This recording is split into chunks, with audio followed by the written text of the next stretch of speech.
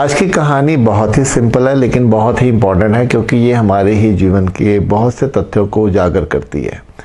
हम जीवन को कैसे जीते हैं, कैसे देखते हैं और फिर उसका कैसा इम्पैक्ट हम पर ही वापस आता है, ये कहानी उसकी और हमें इशारा करती है। मैं चाहूँगा पहले हम कहानी सुन लें, फिर हम उसके तथ्यों पर डिटेल में बात करेंगे। कहानी है एक लकड़हारे की, जो एक प्राचीन समय की बात है। तो वो एक लोहे का पीस लेकर जंगल में जाता है और वृक्षों से रिक्वेस्ट करता है कि उससे एक कुल्हाड़ी बनानी है। इसके लिए उसको एक लकड़ी की ज़रूरत है।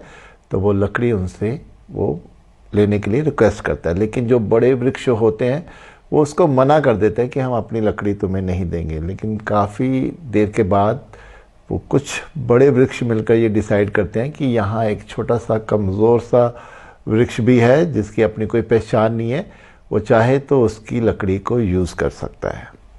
लकड़हारा उनकी बात मान जाता है और वहाँ से लकड़ी लेकर वो अपनी कुल्हाड़ी बना लेता है और फिर उसी कुल्हाड़ी से वो बड़े बड़े वृक्षों को काटना शुरू कर देता है।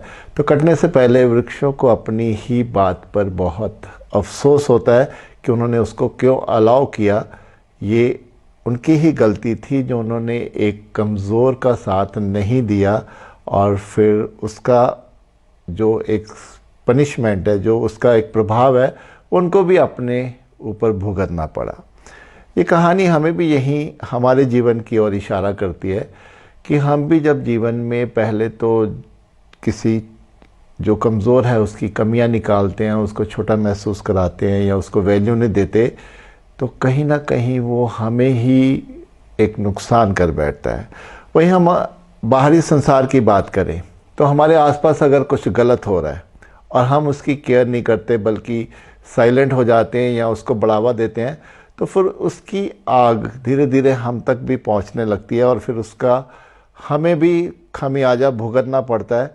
इसीलिए हमें जीवन के उन तथ्यों पर भी हमेशा गौर करना पड़ेगा कि हम अपने जीवन में दूसरों को कैसे ले रहे हैं।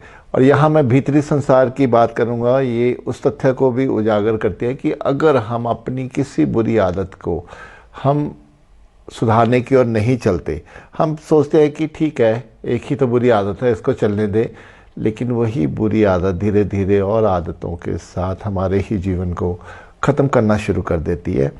तो अंत में मैं यही कहना चाहूँगा कि हम जो भी जीवन में करते हैं या जीवन में जो नहीं करते हैं, उन दोनों का प्रभाव हमारे जीवन पे ज़रूर पड़ता है। इसीलिए हमें बहुत ही सजगता अपने जीवन में रखनी है कि हम जीवन में जो भी कदम उठा रहे हैं वो हमारे जीवन को किस ओर ले जाएगा।